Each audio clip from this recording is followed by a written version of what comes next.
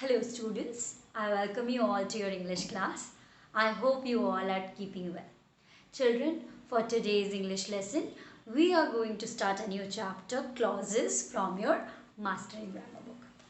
Children, in our previous video lesson, we had learned about phrases, and in this chapter, we are going to learn how this part of the sentence, how this group of words are different from those group of words which were making sense but not complete one. So let's get started. Read the following sentences carefully. I lost a blue pen. I lost a pen which is blue in color. So in the first one, a blue pen. Okay. Does it have a verb? Does it have a verb? No, right? So, but in the next one, in the sentence B, I lost a pen which is blue in color. See the words marked in bold. Okay. So which is blue in color. So which is the verb here. So yes, it has a verb. Now let's start. In sentence A, the group of words printed in bold, a blue pen, forms a phrase because it does not have a finite verb. Children, finite verb, non-finite verb has already been explained. Finite verbs were those verbs which changes according to the tense, number and person of the sentence, right? Now in sentence B, the group of words which is blue in color has a finite verb is and a subject which. It is called a clause. So you have the definition right here. A clause is a group of words that form part of a sentence and has a subject and a finite verb of its own. In the sentences chapter, when we had learned about the first chapter, we have already discussed this definition, but this will help you clear your confusions because we have different types of clause. Noun clause, then you have adverb clause, right? Adjective clause. So these will help you understand what are those. So a sentence is a group of words that make complete sense and at least have what? At least has one finite verb. A phrase and a clause forms part of a sentence. Is just a part of a sentence, but they are very different from each other. A phrase does not have a finite verb. A clause has only one finite verb. If a sentence has only one finite verb, it means that it consists of only one clause. And if you see, there are many, like in sentence A we had seen, written above has one finite verb, lost. I lost, okay. Now in the second sentence, in sentence B, we have lost and is. So there we had two verbs, okay. A sentence is made up of as many clauses as the finite verb it has. So yes, because I told you one clause will be having only one verb. So if you see a lot of finite verb has been placed there. So what you do, you understand that there are a lot of clauses as well. Now a sentence is made up of as many clauses as the finite verb it has. Now you have the summarization. Now let's move ahead with exercise A. Let's finish that first.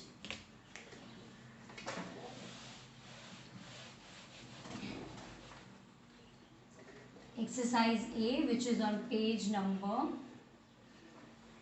77. Number 1. Let's see what we have been asked to do. Circle the phrases and underline the clauses in the following group of words printed in bold. Tapan lives in the house across the road. So we have to say across the road is a phrase or clause. Okay. So we have to underline the clause. Do you see, children, here we don't have any verb in these group of words across the road. So across the road will be our phrase. So let's circle it because you have to circle it. You can do it in the book only, across the road. Finish this in the book only, you have space. Now number 2. Jeet is a girl who has great courage. See, children, we have two finite verbs in this sentence, is and has. So who has great courage? Obviously has is a finite verb and who is the subject. So every clause has a subject and a finite verb. So who has great courage will be our clause.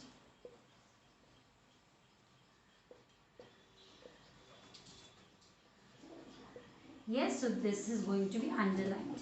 Number 3 now. I tried to learn French but in vain. Children, you might think that to learn is a verb, no?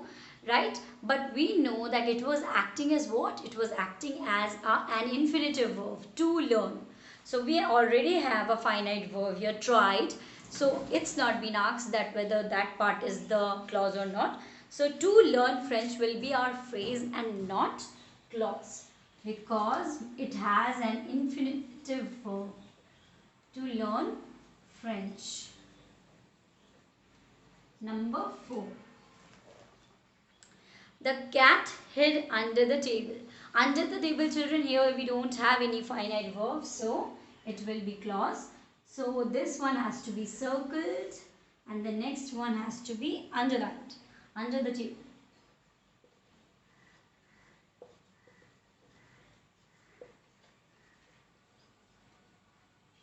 Yes, underline this. Number 5 now. Jyoti was, sorry, you have to circle it, children, because it's a phrase and not a clause. Jyoti was studying. Do you see was studying is our verb? And then when we called her, in that one we have called. So we have two finite verb. Then this part will be our clause. So Jyoti was studying.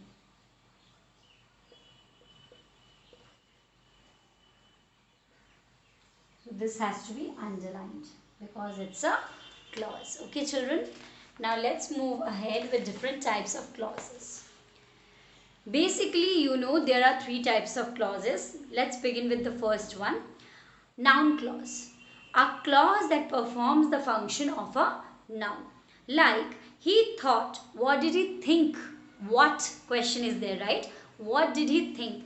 When some answer refers, or you can ask questions with what or who, obviously that is our noun, right?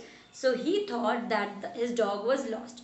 The group of words that his dog was lost is a clause, since it has a subject, the dog, a finite verb. In the above sentence, the clause answers the question thought what. Yes, I told you that subjects or nouns will be answering our question what. With the verb, you have to add what. It means that it is acting. It is as the object of the verb thought and doing the work of a noun. Therefore, we can say that the clause is a noun. We thought of a new plan. So, what did we think of? Of a new plan. So, of a new plan is a noun phrase because we don't have any subject or finite verb here. So, let's get started. We will identify which is phrase and which is clause, noun clause. Okay. So, see, sometimes it can be the subject, like what I was saying is, let's see, we are studying noun clause. So, if I am talking about noun clause here, sometimes noun clause can be used as the subject of the sentence, like all that he said. Yes, so all that will be obviously the subject, and he said is also included in the subject, and this one is the verb here, right? All that he, and then said is the verb. So this one is acting as a noun. All that he said was agreed by all.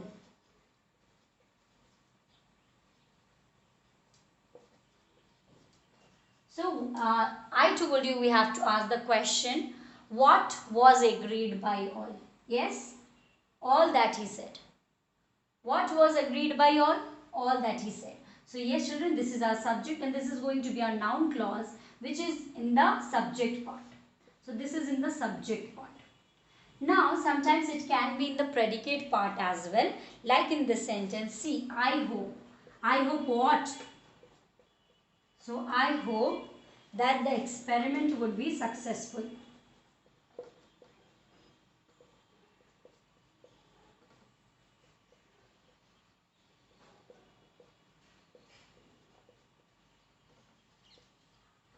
would be successful.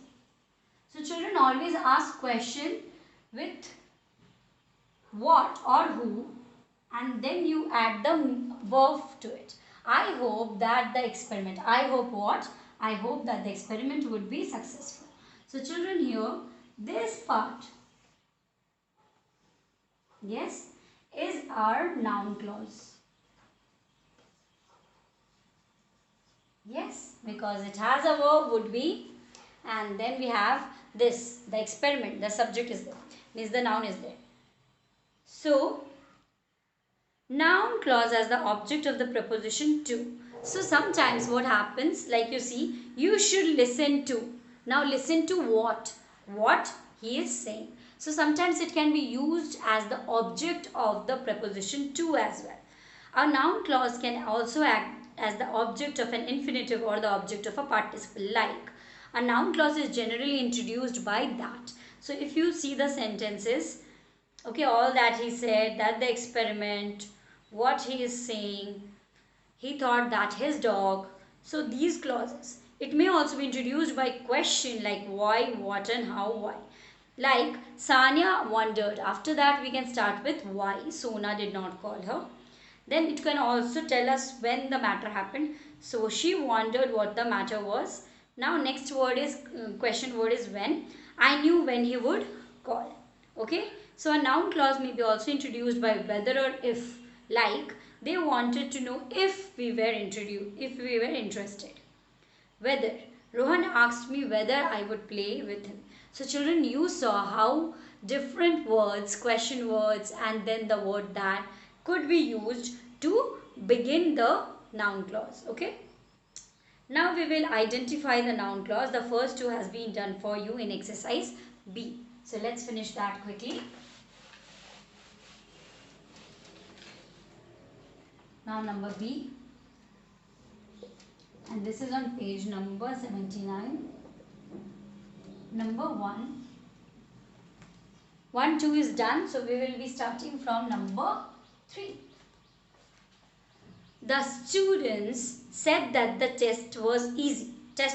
Okay. So that the test was easy, because I told you that we have to see said what. So said that the test was easy. This is your noun clause.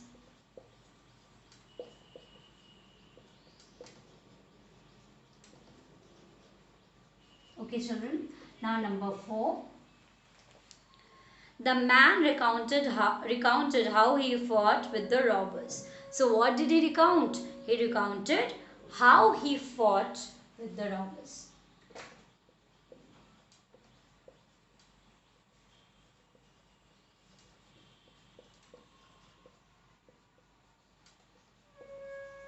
Children, recounted means to give an account of, okay, to give some information or to give an account of.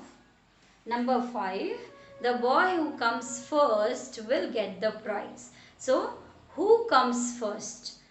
Who will get the prize? So, the boy who comes first. See, you have to ask question what or who, or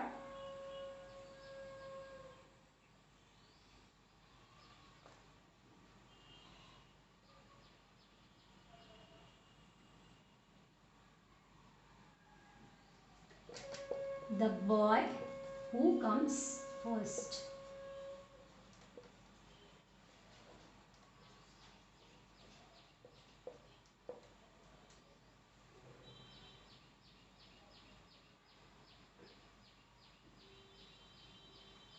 Now number 6.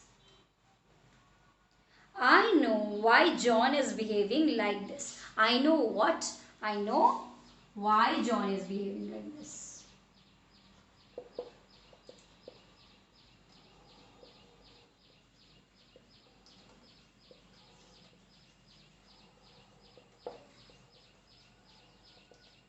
Okay, number 7.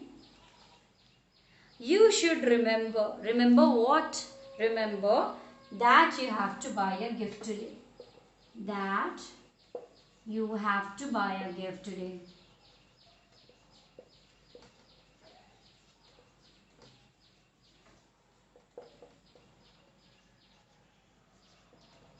Number 8.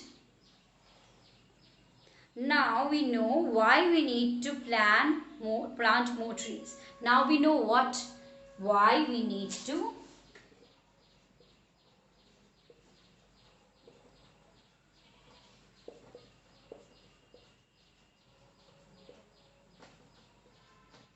more trees. Yes, children. Now number 9. He wondered why everybody was ignoring him. So what did he wonder? He wondered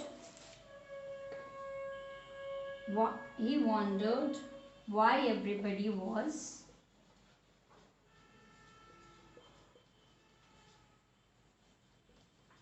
ignoring him.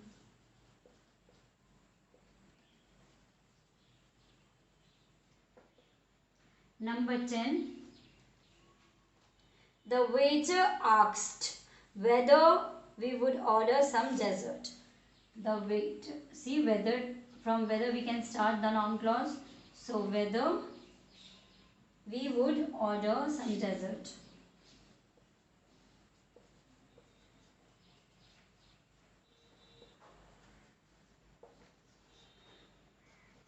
Dessert.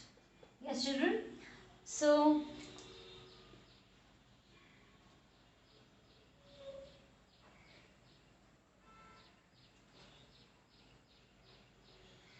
okay, so we are done with this exercise, children. Now let's move ahead. Read these sentences. Can you tell me the meaning of this word? Can you tell me what the word means? Now in the first one, children, meaning of this word. This group of words is our what? Is our phrase. But what the word means, because means is a verb and what is the subject, so it has to be a clause. Now we have we have to identify the noun phrases and circle them, and for the noun clauses we need to underline them. Let's finish it.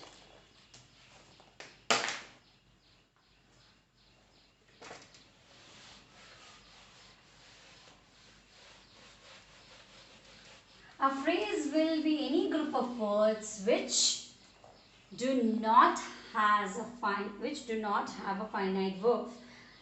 See, and this is also on page 79 only. So number 1, I believe in your honesty. So I believe in your honesty. What do you have here? Children, in your honesty will be what? Will be our noun phrase.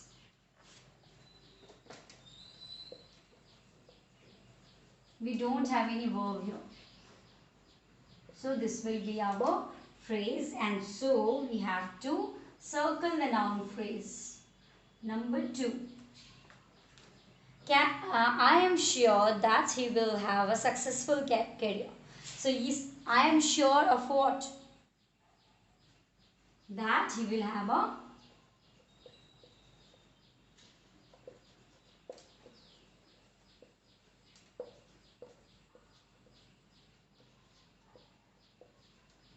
career.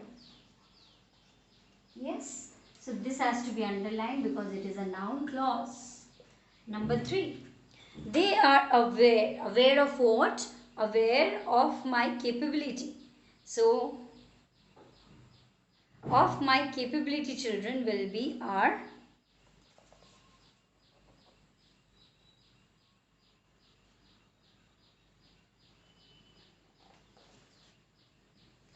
phrase.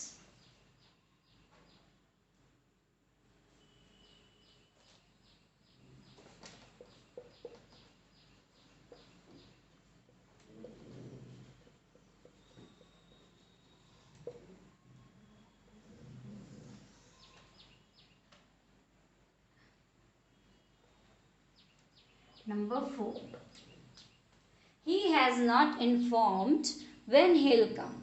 So children, we have two clauses here obviously. He has not informed when he'll come. So when he'll come will be our noun phrase. When he will come. So this has to be our noun phrase, and so we are noun clause. So we are going to underline it. Now number 5, I know that you like comics. So I know that you like comics.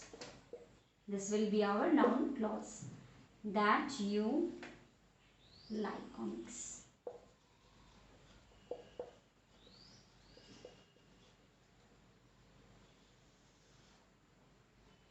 Yes, children?